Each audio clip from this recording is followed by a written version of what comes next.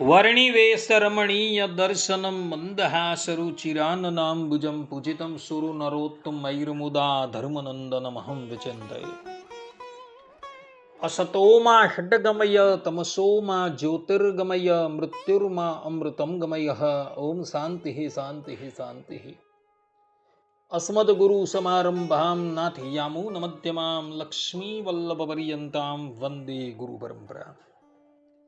આજની જ્ઞાન સભાની અંદર પધારનારા બધા જ ભગવત ભક્તોને વેદાંતાચાર્ય, પુરાણ ઇતિહાસ આચાર્ય, એમ એ ફિલોસોફી શાસ્ત્રી રાકેશભાઈના હિતપૂર્વક જય સ્વામિનારાયણ. ભક્તો, આજની આ જ્ઞાન સભાની અંદર આપણે બધા ઋગ્વેદ 6:112 આવતી સુક્તિ દેવઃ વાર્યમ બનતે, આ સુક્તિ પર થોડી વાત શ્રવણ કરશું તો બધા જ શ્રોતાગણો અને એમાં પણ જે લોકો લક્ષ્મીજીના પીપાસુ છે એ લોકો તો ધ્યાનપૂર્વક આ પ્રવચન શ્રવણ કરે અને એને આત્મસાત કરી લે. તો ઋગ્વેદ 6:112 વેદ ભગવાન કહે છે કે દેવ વાર્યમ બનતે, અર્થાત કે જેવો સદગુણી છે તેમની પાસે જ ધન એટલે કે લક્ષ્મીજી રહે છે.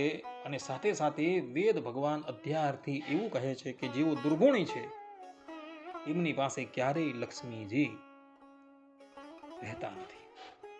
કહેવાનું તાત્પર્ય એ છે કે આપણી ભારતીય સનાતન પરંપરામાં લક્ષ્મીજીને માત્ર ધન દોલત કે ભૌતિક સમૃદ્ધિના દેવી માનવામાં આવ્યા નથી,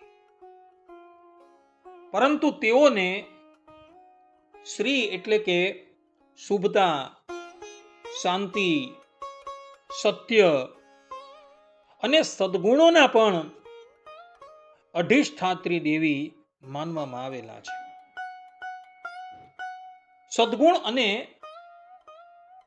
લક્ષ્મીજીનો સંબંધ સૂર્ય અને પ્રકાશના જેવો છે. જે સ્થાનમાં ધર્મ છે, સત્ય છે, વિનય છે, ક્ષમા છે, પુરુષાર્થ છે, આવા શુભ ગુણો હોય ત્યાં લક્ષ્મીજી કાયમને માટે સ્થાયી થઈને વસવાટ કરે છે. પરંતુ આનાથી વિપરીત જે સ્થાનમાં છલ છે, કપટ છે, આળસ છે, અધર્મ છે, ત્યાં લક્ષ્મીજી ક્યારેય પણ ટકતા નથી. ત્યાં માત્ર અલક્ષ્મી કે દરિદ્રતા જ ટકે છે. અને આ વાત મહાભારતમાં શાંતિ પર્વમાં લક્ષ્મીજીએ પોતાના સ્વમુખે રૂકમણી દેવીને કહેલી છે. ત્યાં લક્ષ્મીજી કહે છે કે વસામી નિત્યમ સુભગે પ્રગલ્ભે દક્ષે નરે કર્મસુ નિત્ય મુક્તે અક્રોધને દેવ પરે કૃતજ્ઞે જીતેન્દ્રિયે સત્ય પરે વદાન્ય. અર્થાત કે હે કલ્યાણી, હું નિત્ય એવા પુરુષોમાં વાસ કરું છું જેવો ઉત્સાહી છે, પોતાના કામમાં કુશળ છે, ક્રોધ રહિત છે, ભગવાનના ભક્ત છે, કૃતજ્ઞ છે એટલે કે ઉપકાર મારનારા છે, જીતેન્દ્રિય છે, સત્યવાદી છે અને ઉદાર હૃદયના છે. આ સ્થાન પર હું કાયમને માટે વાસ કરું છું. રામચરિત માનસના સુંદરકાંડમાં ગોસ્વામી તુલસીદાસજી કહે છે કે સુમતિ કુમતિ સબકે ઉર રહીમ નાથ પુરાણ નિગમ ઉષ કહી જહાં સુમતિ તહ સંપતિ નાના જહાં કુમતિ તહ વિપતિ નિદાના. અર્થાત કે હે નાથ, વેદ અને પુરાણ એવું કહે છે કે સારા વિચારો એટલે કે સુમતિ અને ખરાબ વિચારો એટલે કે કુમતિ બધાના હૃદયમાં રહે છે. જ્યાં સુમતિ એટલે કે સદગુણ અને સદવિચાર છે ત્યાં જાત જાતની સંપત્તિ અર્થાત કે સમૃદ્ધિ અને લક્ષ્મીજી વાસ કરે છે. અને જ્યાં કુમતિ દુર્ગુણ છે ત્યાં અંતે વિપત્તિ અને દરિદ્રતા જ આવે છે. આ પ્રમાણે અહીં ગોસ્વામી તુલસીદાસજીએ આ વાત કહેલી છે. વિષ્ણુ પુરાણમાં મહર્ષિ પરાશર અને ઇન્દ્રદેવ વચ્ચેના સંવાદમાં એ બતલાવવામાં આવેલું છે કે લક્ષ્મીજી એ જ સ્થાન પર સ્થિર રહે છે જ્યાં ભગવાન વિષ્ણુની સાથે ધર્મ અને ગુણો વિદ્યમાન હોય છે. મહર્ષિ પરાશર કહે છે કે સત્યમ શૌચમ દયા ક્ષાંતિ શૌચમ ઇન્દ્રિય નિગ્રહ ધર્મ દ્રુટિશ્ચ યત્રાસ્તિ તત્ર સિહિ સુસ્થિરા સદા. અર્થાત કે જ્યાં સત્ય, સુચિતા એટલે કે પવિત્રતા, દયા, ક્ષમા, ઇન્દ્રિય નિગ્રહ, ધર્મ અને ધૈર્ય હોય છે, ત્યાં શ્રી એટલે કે લક્ષ્મીજી સદાકાળ સ્થિર થઈને નિવાસ કરે છે. લક્ષ્મી તંત્ર ગ્રંથની અંદર સ્પષ્ટ રૂપે કહેલું છે કે યત્ર ધર્મો દયા સત્યમ પરોપકાર ભાવના તત્ર શ્રેર મંત્રિણામ નિત્યમ મંત્ર યંત્રેર વિના વસે. અર્થાત કે જ્યાં ધર્મ, દયા, સત્ય અને પરોપકારની ભાવના હોય છે, ત્યાં કોઈ પણ મંત્ર કે યંત્રના અનુષ્ઠાન વિના પણ લક્ષ્મીજી નિત્ય વાસ કરીને રહે છે. આ પ્રમાણે લક્ષ્મીજી ક્યાં રહે છે? તો જેની અંદર સદગુણો હોય છે ત્યાં લક્ષ્મીજી કોઈ પણ મંત્ર કે યંત્રના અનુષ્ઠાન વગર કાયમ માટે સ્થાયી થઈને રહે છે. મહાત્મા વિદુર પણ વિદુર નીતિના 6ઠ્ઠા અધ્યાયના 37મા શ્લોકમાં કહે છે કે ધૃતિ સમોદમઃ શૌચમ કારુણ્યમ વાગનિષ્ઠુરા મિત્રાણામ ચાન મિત્રદ્રોહ સપ્તેતઃ સમિદઃ શ્રેયઃ. અર્થાત કે ધૈર્ય, શાંતિ, ઇન્દ્રિય જય, વ્યવહારમાં શુદ્ધતા, કરુણા, કોમળ વાણી તથા મિત્ર સાથે દ્રોહ નહીં રાખવો, આ 7 વાત લક્ષ્મીને વધારનારી હોય છે. કઈ 7 વાત? પુનઃ કહું છું. ધૈર્ય એટલે ધીરજતા, શાંતિ, ઇન્દ્રિય જય, વ્યવહારમાં શુદ્ધતા, કરુણા, કોમળ વાણી તથા મિત્ર દ્રોહ નહીં, આ 7 વાત લક્ષ્મીને વધારનારી કહેલી છે. મનુષ્યની પાસે લક્ષ્મી હોય તો એ લક્ષ્મીની વૃદ્ધિ કેવી રીતના થાય? તો જેની અંદર આ 7 ગુણ હોય એની લક્ષ્મી દિન પ્રતિદિન વૃદ્ધિ થતી જાય છે, એવું વિદુરજી અહીં કહી રહ્યા છે. જે પ્રમાણે અગ્નિમાં સમિધા એટલે કે લાકડા અને ઘૃત એટલે ઘી હોમવાથી અગ્નિ પ્રજ્વલિત થતો રહે છે, તે જ પ્રમાણે જીવનમાં આ 7 ગુણ કેળવવાથી મનુષ્યની સંપત્તિ હંમેશા વધતી જ રહે છે. આ સંબંધમાં યુધિષ્ઠિર મહારાજ દ્રષ્ટાંતરૂપ છે. યુધિષ્ઠિર મહારાજની અંદર આ 7 ગુણ હતા અને એને લઈને એમની સંપત્તિ દિન પ્રતિદિન વૃદ્ધિ પામતી. વાત એવી હતી કે દુર્યોધને પાંડવોને લાક્ષાગ્રહમાં જીવતા બાળી નાખવાનું ષડયંત્ર રચ્યું અને પાંડવો વિદુરજીની દુરંદેશીથી એ લાક્ષાગ્રહમાંથી આબાદ રીતે બચી ગયા અને વિદુરજીના કહેવાથી એઓ ગુપ્ત સ્થાનની ઉપર રહેતા હતા. પરંતુ જ્યારે વિદુરજી અને ભગવાન વેદવ્યાસજીના કહેવાથી પાંડવો દ્રૌપદીના સ્વયંવરમાં આવે છે અને સ્વયંવરમાં અર્જુનજી લક્ષ્ય ભેદ કરીને દ્રૌપદીની પ્રાપ્તિ કરે છે અને જ્યારે પાંડવોનો બધો ભેદ ખુલે છે અને એ પુનઃ હસ્તિનાપુર આવે છે,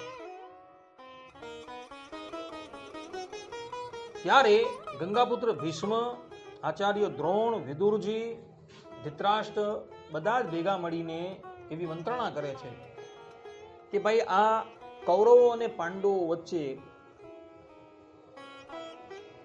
કાયમને માટે વૈમનસ્ય દૂર થઈ જાય એને માટે આપણે આપણા રાજ્યના 2 ભાગ કરી દઈએ. એક ભાગ દુર્યોધનની પાસે રહેશે એટલે ધૃતરાષ્ટ્રની પાસે રહેશે અને એક ભાગ પાંડવોની પાસે રહેશે. હવે મસલત કરતા ધૃતરાષ્ટ્રએ કહ્યું કે હસ્તિનાપુર તો હું મારી પાસે રાખીશ અને પાંડવોને અમે ખાંડવ વન આપી દઈએ છીએ. હવે આ ખાંડવ વનની અંદર બધા આસુરી તત્વ રહેતા હતા. તક્ષક નાગ રહેતો હતો. જે લોકો કોઈને આ ખાંડવ વનની અંદર પ્રવેશ કરવા જ દેતા નહોતા. જે પણ કોઈ આવે એને મોતને ઘાટ ઉતારી દે. એ લોકોએ ખાંડવ વનની ઉપર પોતાનો અધિકાર જમાવી દીધો. ધૃતરાષ્ટ્રના મનની અંદર એમ હસ્તિનાપુર તો આપણે લઈ જ દીધેલું છે, ખાંડવ વન આ લોકોને આપી દેશું. જિંદગી ભર એ લોકો ભલે અસુરોની સાથે રાક્ષસોની સાથે લડતા રહે, કઈ નહીં, એમાં જ એ લોકોનો સમય પૂરો થઈ જશે. પરંતુ પાંડવોની સાથે પરબ્રહ્મ પરમાત્મા અને યુધિષ્ઠિર મહારાજની ધર્મનિષ્ઠા. ધૃતરાષ્ટ્રએ પાંડવોને ખાંડવ વન આપેલું છે, છતાં પણ પાંડવોના મનની અંદર સહેજ પણ રંગ જતો નથી.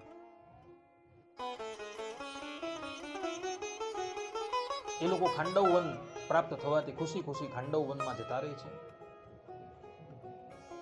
ભગવાન શ્રી કૃષ્ણ અને બળદેવજી એની સાથે હતા. સર્વપ્રથમ તો આ ખાંડવ વનમાંથી પેલા આસુરી તત્વોને ભગાવવાના છે. ભગવાન શ્રી કૃષ્ણ અને અર્જુનજી દિવ્ય રથની ઉપર સવાર થયા છે. અર્જુનજીના હાથમાં ગાંડીવ ધનુષ છે, ભગવાન શ્રી કૃષ્ણના હાથમાં સુદર્શન ચક્ર છે. ખાંડવ વનની અંદર રહેતા આસુરી તત્વો પર ભગવાન શ્રી કૃષ્ણ અને અર્જુનજીએ આક્રમણ કરેલું છે. ખાંડવ વનને સળગાવી દીધું છે. જેટલા પણ આસુરી તત્વો ખાંડવ વનમાંથી બહાર નીકળવા તૈયાર થાય બધાને મારી મારીને પૂરા કરી નાખ્યા. પરંતુ તક્ષક નાગ દેવરાજ ઇન્દ્રની સહાયતાથી ત્યાંથી પલાયન થઈ જાય છે. અંતે દેવરાજ ઇન્દ્ર પણ તક્ષક નાગવતી ભગવાન શ્રી કૃષ્ણ અને અર્જુનજીની સાથે લડવા માટે આવે તો ભગવાન શ્રી કૃષ્ણ અને અર્જુનજી એને પણ ભારે પડી જાય છે. આખા ખાંડવ વનને સળગાવી એને નેસ્તો નાબૂદ કરી નાખે છે અને આખી જમીન કોરી કરી નાખે છે. અને એ સ્થાન પર ભગવાન શ્રી કૃષ્ણની આજ્ઞાથી વિશ્વકર્મા એક નગરનું નિર્માણ કરે છે. જે નગરનું નામ હતું ઇન્દ્રપ્રસ્થ. વર્તમાનમાં જે દિલ્હી તમને દેખાય છે એ ઇન્દ્રપ્રસ્થ.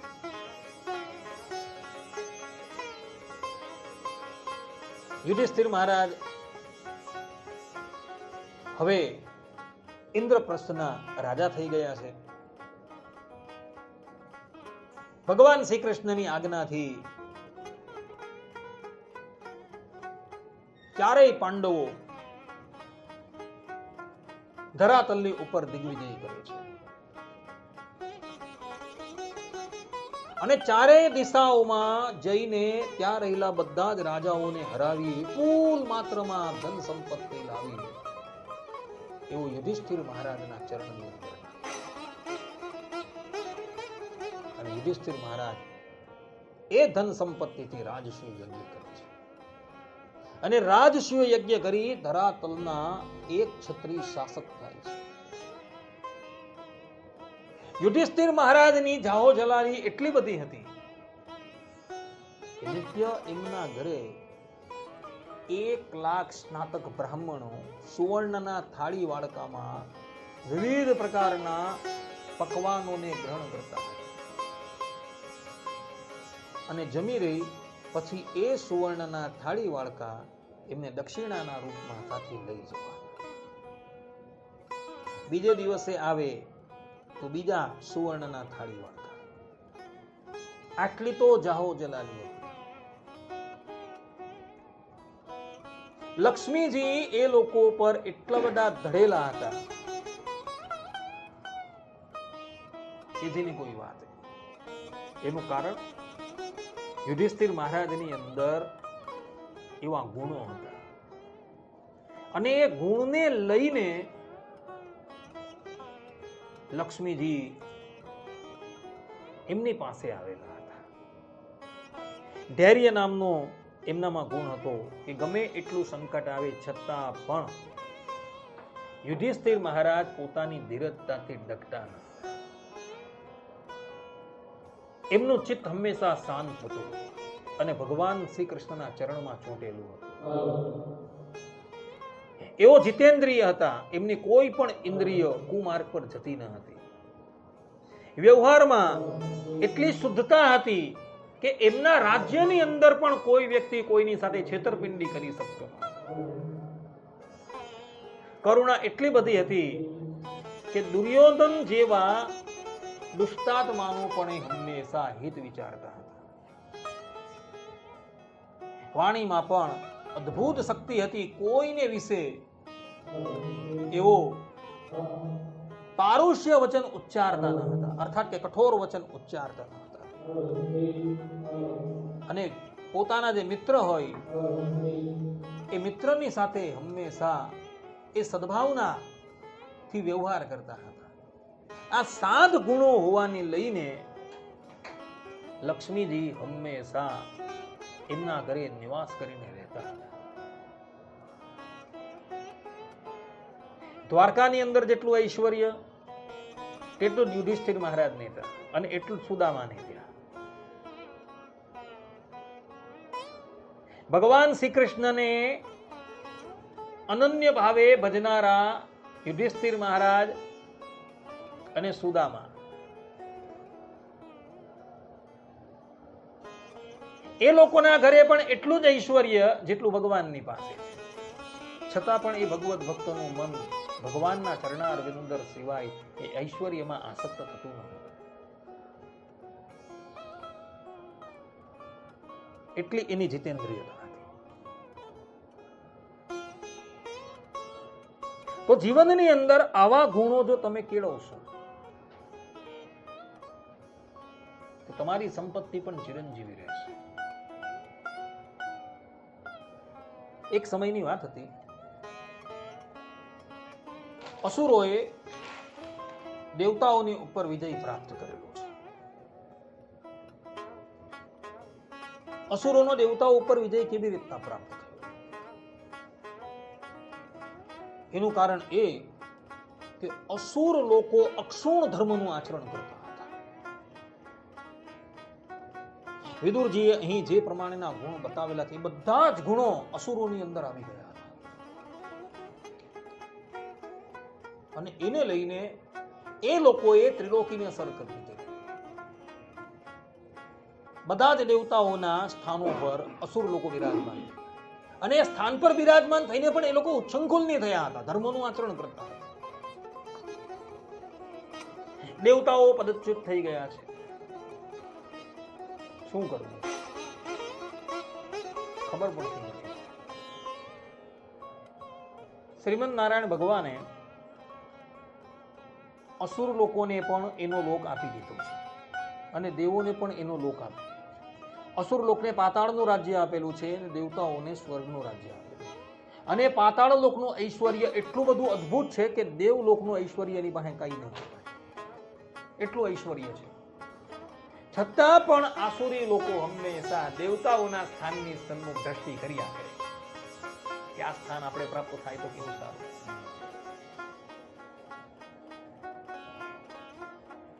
અને એ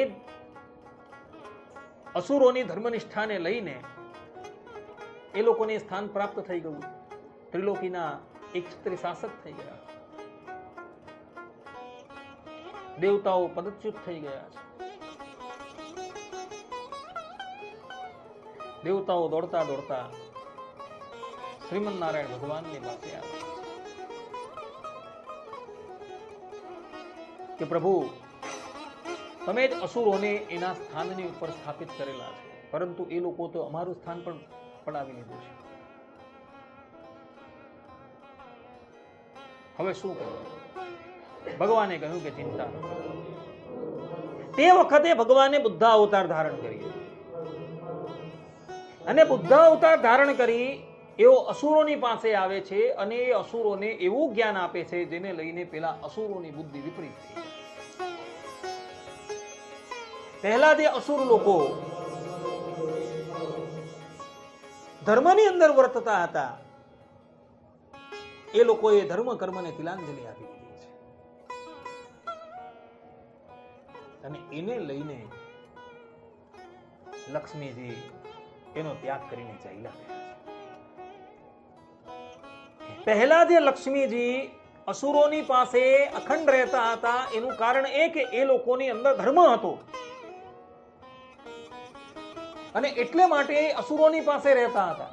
પરંતુ જે સમયથી અસુરો અધર્મની અંદર પ્રવૃત્ત થયા, લક્ષ્મીજી એનો ત્યાગ કરીને દેવતાઓની પાસે ચાલ્યા ગયા છે. એટલે ધર્મનિષ્ઠા જેની અંદર હોય તેની જ પાસે લક્ષ્મીજી કાયમને માટે સ્થિર રહે છે. જેની અંદર ધર્મનિષ્ઠા નથી એની પાસે લક્ષ્મીજી ક્યારેય પણ સ્થિર રહેતા નથી, જેનું દ્રષ્ટાંત દુર્યોધન છે. લક્ષ્મીજી બે પ્રકારના છે. પદ્મ પુરાણમાં કથા આવે છે, દેવતાઓ અને દાનવો અમૃત પ્રાપ્તિને અર્થે સમુદ્ર મંથન કરતા હતા ત્યારે એમાંથી બે પ્રકારની લક્ષ્મી નીકળી છે. એક લક્ષ્મીજી અને એક અલક્ષ્મી. લક્ષ્મીજી તો સીધા શ્રીમંત નારાયણની પાસે જતા રહ્યા, જેઓ કમળ પર બિરાજમાન થઈને પ્રગટ થયા. પરંતુ અલક્ષ્મી જે રૂપે કરીને તો અદ્ભુત હતા, પરંતુ વસ્ત્ર શ્યામ ધારણ કરતા હતા અને ગોવળ પર બિરાજમાન હતા અને એ અસુરોની પાસે ગયા. અસુરોએ જોયું કે બહુ સરસ દેવી આપણી પાસે આવેલા છે, આપણે એનો સ્વીકાર કરી લઈએ. એને ખબર નથી કે આ અલક્ષ્મી છે. એ આવે છે તો બહુ શીઘ્રતાથી, પરંતુ જે દિવસે જાય છે ને ત્યારે પેલા પાસે પહેલા જે હતું ને એ બધું જતું રહે છે. દુર્યોધનની પાસે હસ્તિનાપુરનું રાજ્ય છે, છતાં પણ પાંડવોનું ઐશ્વર્ય જોઈને એનું મન ખિન્ન થઈ જાય. ઈર્ષ્યાનો અગ્નિ એની અંદર હાળોહાળ ભરાઈ જાય છે. વરાહ પુરાણની અંદર પૃથ્વી દેવી ભગવાન વરાહને કહે છે કે પ્રભુ, હું બધા પાપોને ધારણ કરી શકું છું, પરંતુ ઈર્ષ્યા રૂપી પાપને હું ક્યારેય પણ ધારણ કરી શકતી નથી. જે મનુષ્યના અંતઃકરણની અંદર ઈર્ષ્યા હોય ને એવા વ્યક્તિને હું ક્યારેય પણ ધારણ કરવા માટે સક્ષમ થતી નથી. હું પર્વતો છે, નદીઓ છે, એ બધાને ધારણ કરી શકું છું, પરંતુ ઈર્ષ્યાવાળા વ્યક્તિને હું ક્યારેય પણ ધારણ કરી શકતી નથી. અને જેની અંદર ઈર્ષ્યા હોય ને, અને ભલે ભગવાનનું ભજન કરતો હોય, પરંતુ ભગવાન એનું એ ભજન સ્મરણ ક્યારેય પણ માન્ય રાખતા નથી. ગધડા મધ્ય પ્રકરણના 52મા વચનામૃતની અંદર ભગવાન સ્વામિનારાયણ કહે છે કે શ્રદ્ધાએ કરીને ભક્તિ કરતો હોય ને બીજો કોઈક તેમાં ભક્તિ કરવા આવે ને તેની ઉપર ઈર્ષ્યા કરે તો તે અમને ન ગમે. માટે શ્રદ્ધાએ સહિત ને ઈર્ષ્યાએ રહિત જે ભક્તિ કરે તે અમને અતિશય ગમે છે. અને અધ્યાર્થી ભગવાન સ્વામિનારાયણ એવું કહી રહ્યા છે કે જેની અંદર શ્રદ્ધા નથી, અને ભારોભાર ઈર્ષ્યા છે, અને એ જો ભગવાનની ભક્તિ કરતો હોય તે અમને ક્યારેય પણ પસંદ નથી. ભક્તો ક્યારેય પણ ઈર્ષ્યા કરતા નહીં. દુર્યોધનની અંદર રગે રગમાં ઈર્ષ્યા છવાઈ ગઈ હતી. કેમ? પાંડવોનું ઐશ્વર્ય. પાંડવોને એવો એક ખાંડવ વન આપ્યું કે આ વનની અંદર એવા આસુરી તત્વો રહે છે કે એની સાથે લડતા લડતા જ પાંડવોનું આયુષ્ય પૂર્ણ થયું છે. પરંતુ એ લોકોએ ખાંડવ વનના સ્થાન પર ઇન્દ્રપ્રસ્થ ઊભું કરી દીધું અને સંપૂર્ણ ધરાતલની ઉપર બધા જ રાજાઓની સાથે યુદ્ધ કરી એઓએ એ બધાને હરાવી રાજસૂય યજ્ઞ કર્યો અને ધરાતલના એવો એક ક્ષત્રિય રાજા થઈ ગયા.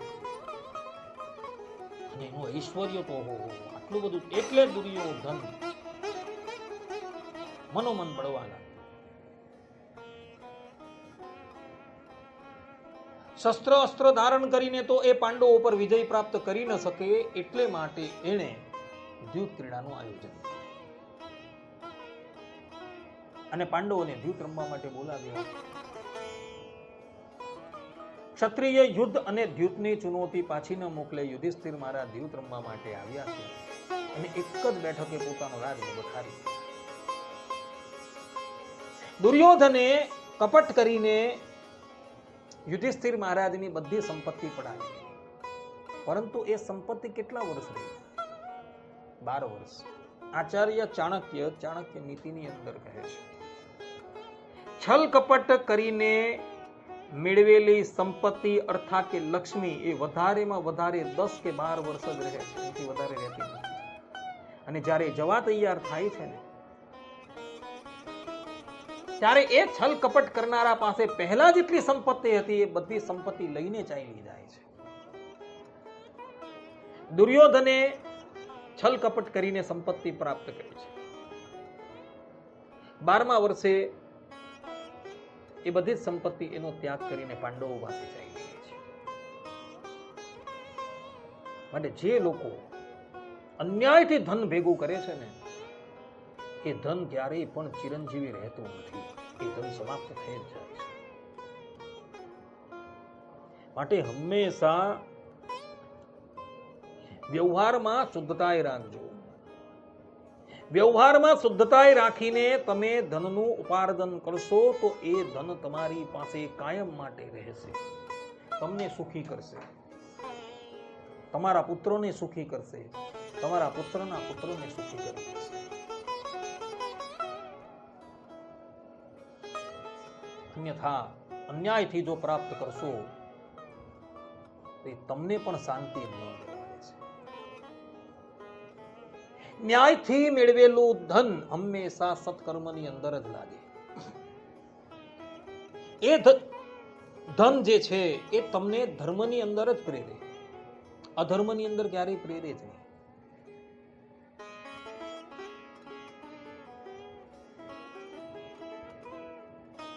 જો અધર્મની અંદર આપણે આરૂઢ થઈએ તો સમજજો કે આપણી ધન સંપત્તિ અન્યાયના માર્ગથી આવેલી છે.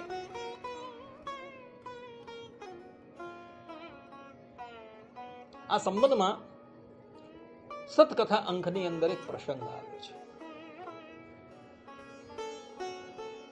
પ્રસંગ એવો હતો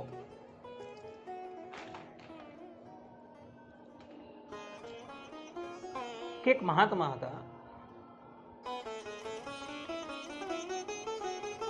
એના 2 શિષ્ય, એક અતિશય ધનવાન અને બીજો મહેનત કરીને ધન પ્રાપ્તિ કરી. પેલો જે ધનવાન હતો એનું ધન જે છે ને એ યોગ્ય માર્ગથી ન આવેલું.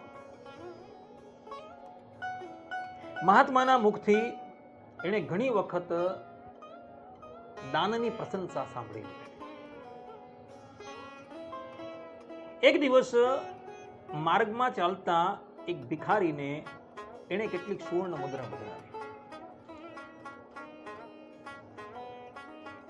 હવે એ સુવર્ણ મુદ્રાથી પેલા ભિખારીએ રાત્રિને વિશે ખૂબ આનંદ લૂટ્યો. વેશ્યાના ઘરે ગયો, વેશ્યાનો ઉપભોગ કર્યો, મદિરાપાન કરી, માંસ ભક્ષણ કર્યું, અભક્ષ્ય ભક્ષણ કર્યું, અપેય પાન કર્યું, ન કરવા યોગ્ય કાર્ય કર્યું. બીજે દિવસે જ્યારે પેલો શિષ્ય એ માર્ગ ઉપરથી જતો હતો એટલે એણે પેલા ભિખારીની વાત સાંભળી. એ ચાલે તો મને એક શેઠે ઘણી સુવર્ણ મુદ્રા આપી અને સુવર્ણ મુદ્રાનો મેં ખૂબ આનંદ લૂટ્યો. એણે કયો કયો આનંદ લૂટ્યો એ બધી જ વાત એણે પોતાના મિત્રને કહી અને પેલો ત્યાં ઊભો ઊભો સાંભળતો હતો. એ મનોમન વિચાર કરવા લાગ્યો કે મેં આને દયા કરીને ધન આપ્યું ને આનો એણે દુરુપયોગ કર્યો. બીજે દિવસે પેલા મહાત્માનો બીજો શિષ્ય એણે પણ મહાત્માના મુખ થકી દાનની પ્રશંસા સાંભળી હતી. એ જાય છે, જઈને જુએ છે તો એક વ્યક્તિ એક નિર્દોષ પશુનો ઘાત કરવા માટે તૈયાર થયો. પેલો શિષ્ય એને જઈને રોકે છે કે ભાઈ તું રહેવા દે, એને માર નહીં, હું તને પૈસા આપું છું. એને પૈસા આપ્યા. પેલો અતિ પ્રસન્ન થયો, પેલા પશુને એને છોડી દીધો. એ મોદી ખાને જઈ પોતાના પરિવારને અર્થે ઘણી સામગ્રી ખરીદે છે અને ઘરે લાવે છે અને એની રસોઈ બનાવી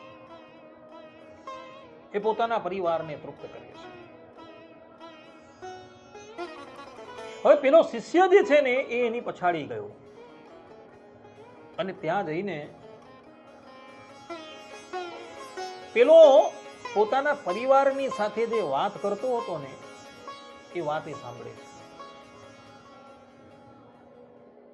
પેલો જે મારવા માટે ઊભો થયેલો વ્યક્તિ પોતાના પરિવારને કહે છે કે છેલ્લા 4 દિવસથી આપણે ભૂખા હતા. મેં કેટલી જગ્યાએ અન્ન માટે ભિક્ષા માંગી પરંતુ કોઈએ મને અન્ન આપ્યું નહીં. અંતે આપણા પ્રાણ ટકાવવાને અર્થે હું એક હરણનો ઘાત કરવા માટે તૈયાર થયો. એવામાં એક સજ્જને આવીને મને રોક્યો અને મને કેટલાક પૈસા આપ્યા. એનું અનાજ લાવીને મેં તમારા બધાનું પોષણ કર્યું. જો એ વ્યક્તિ મને પૈસા ન આપતે તો નાહકનો હું પેલા હરણને મારતે એનો મને પાપ લાગતો. હવે આ વાત પેલો શિષ્ય ત્યાં ઊભો ઊભો સાંભળતો. બંને જણા પેલા મહાત્માની પાસે આવે છે અને એને બધી વાત કરે છે અને કહે છે કે એકને મેં ધન આપ્યું તો એ ધન દ્વારા પેલા એ ખૂબ આનંદ ઉઠાવ્યો અને બીજો કહે છે કે મેં ધન આપ્યું તો એના દ્વારા પેલા એનું પરિવારનું પોષણ કર્યું. ગુરુજી, અમે બંને જણાએ દાન આપ્યું છતાં પણ એનું વિપરીત પરિણામ કેમ છે? ત્યારે મહાત્માએ કહ્યું કે ભાઈ તું જે ધન લાવેલો હતો ને એ ધન અસદ માર્ગથી આવેલું હતું અને અસદ માર્ગથી આવેલું ધન તે દાન કર્યું તો પેલાએ એનો દુરુપયોગ જ કર્યો. જ્યારે આ વ્યક્તિએ પરિશ્રમથી ધન મેળવેલું અને પરિશ્રમથી મેળવેલા ધનનું દાન કર્યું તો એનું પરિણામ શું આવ્યું? પેલા વ્યક્તિનો દુરુપયોગ ન કર્યો પરંતુ પોતાના પરિવારનું પોષણ કર્યું. એ વ્યક્તિ 4 દિવસથી ક્ષુધાતુર હતો અને પશુની હિંસા કરવા માટે જતો હતો ને આણે રોક્યો એને અને પોતાનું ધન પધરાવ્યું તો પેલા એનો દુરુપયોગ ન કર્યો પણ એણે એનો સદુપયોગ કર્યો. માટે ન્યાયના માર્ગથી તમે ધન કમાશો તો એ ધન તમને હંમેશા સત્કાર્યમાં જ પ્રેરણા અને અન્યાયના માર્ગથી તમે ધન કમાશો તો એ દુર્યોધનની જેમ તમને અસન્માર્ગ તરફ લઈ જાય.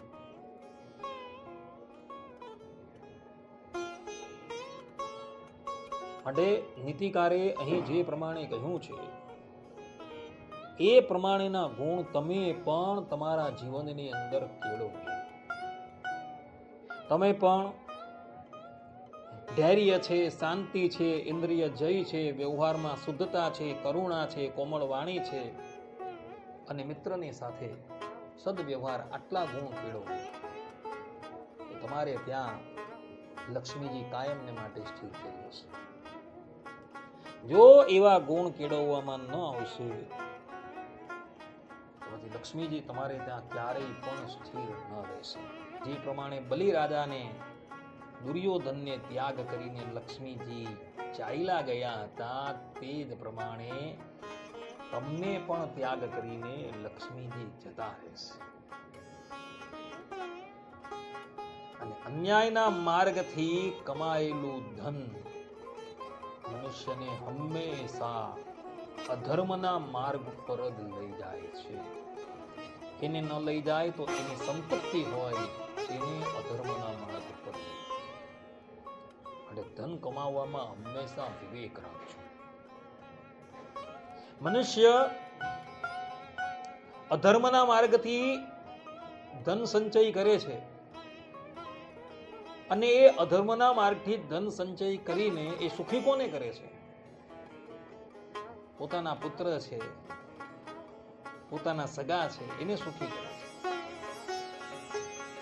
અધર્મના માર્ગથી સંચય કરેલા ધનની અંદર શું પેલા પુત્ર છે, ભાર્યા છે, સગા સંબંધીઓ એ શું ભાગ પડાવવાના છે? એના પાપની અંદર ભાગ લેવાના છે? નથી લેવાના. વાલ્મીકીજીનું જીવન ચરિત્ર દ્રષ્ટાંતરૂપ છે બધાને. આ પ્રમાણેનું દ્રષ્ટાંત હોવા છતાં પણ મનુષ્ય ભૂલી જાય છે અને ધન જોઈને એ ગાંડો બની જાય છે.